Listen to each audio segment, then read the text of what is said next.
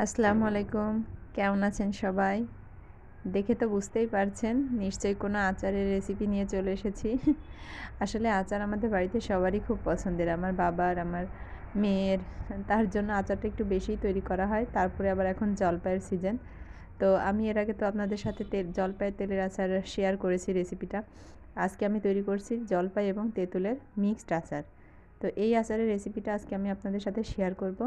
দেখতে যেমন সুন্দর লাগছে, খেতেও কিন্তু বেশ হয়েছে। তো আপনারা সবাই ট্রাই করবেন আর আমাকে জানাবেন কেমন হয়েছে। অবশ্যই কমেন্ট করবেন কিন্তু। তো প্রথমেই আমি এখানে আধা কেজি তেঁতুল এবং 1 কেজি জলপাই নিয়েছি।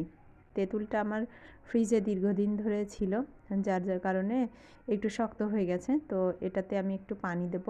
পানি দিয়ে কিছুক্ষণ তেঁতুলটা মেখে রাখলে তেঁতুলের গায়ের শাঁসটা বেশ সফট হয়ে যাবে এবং তেঁতুলটাও সফট হয়ে আসবে। তো এটাকে আমি পানি দিয়ে ভিজিয়ে ভিজিয়ে ঠিক না, পানি বেশি দিলে আবার হচ্ছে আচার ভালো হবে না।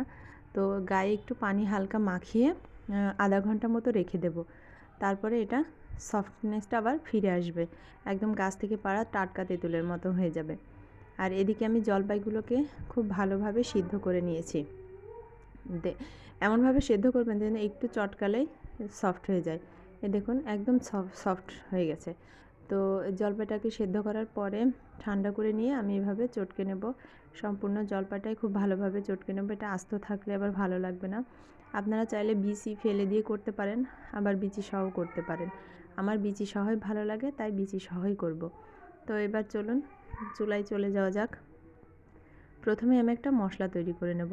তার জন্য প্রথমে 1 টেবিল চামচ পাঁচফোড়ন, 1 চা চামচ কাঁচা জিরা, 1 চা চামচ রাঁধুনি, 3-4টা মতো এলাচ আর অল্প একটু দারচিনি দিয়ে সুন্দর মতো মশলাটা ভেজে নেব।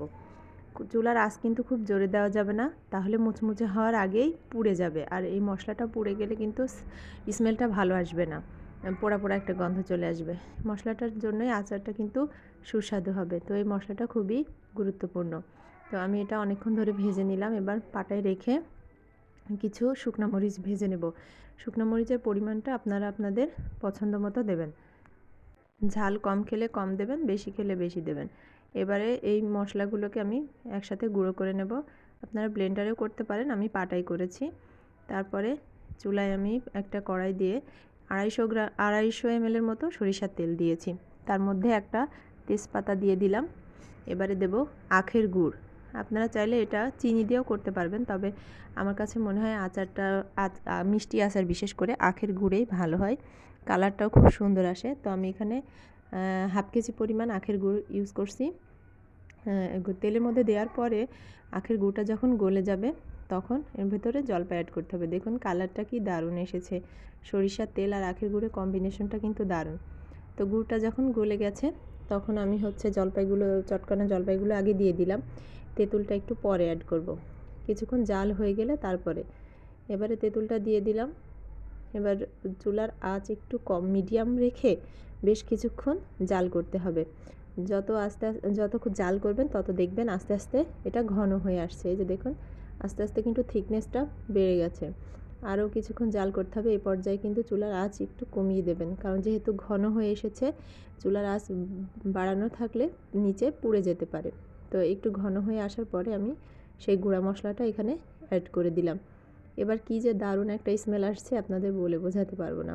দেখুন থিকনেসটা কিন্তু আরও বেড়ে গেছে, ঘনত্বটা বেড়ে গেছে এবং আরও কিছুক্ষণ জাল করতে হবে। এখনও হয়নি, আরও কিছুক্ষণ জাল করতে হবে। এ পর্যায়ে কিন্তু অনবরত নাড়াচাড়া করবেন, না হলে নিচে লেগে যাবে আর পোড়া গন্ধটা আচারের জন্য একদমই সুস্বাদু হবে না। এই যে দেখুন প্রায় হয়ে এসেছে। আপনারা ভিডিওতে দেখে বুঝতে পারছেন কিনা জানি না, তবে যদি তৈরি করতে যান তখন ঠিকই বুঝতে পারবেন যে কখন আচারের থিকনেসটা বেড়ে গেছে। এই যে দেখুন এই পর্যায়ে আচারটা একদম কমপ্লিট রেডি। তো এটাকে আমি এখন পরিবেশন করব। একটু নতুন আচার যখন তৈরি করা হয় সবাই একটু চেখে দেখতে চায়, তাই বাটিতে তোলা আর কি। আপনারা কাচের বয়ামে সংরক্ষণ করবেন, কারণ আচার সবসময় কাচের বয়ামেই ভালো থাকে। আর আমি তো এখানে কোনো ভিনেগার ইউজ করিনি, এটাই অনেক দিন ভালো থাকবে। তো আপনারা চাইলে রোদ্রেও দিয়ে নিতে পারেন একটু, আমি আর রোদ্রে দিচ্ছি না। আচারটা আমি কাচের বয়ামে করেই রাখবো। দেখুন আচারের রঙটা একবার খুব দারুণ লাগছে, খেতেও কিন্তু দারুণ হয়েছে। তো আপনারা বাড়িতে সবাই কিন্তু আচারটা বানিয়ে টেস্ট করে দেখবেন কেমন লাগলো আমার রেসিপি, অবশ্যই কমেন্ট করে জানাবেন। তো আজকে এই পর্যন্তই, সবাই ভালো থাকবেন। আল্লাহ হাফেজ। সবাই ভালো থাকবেন।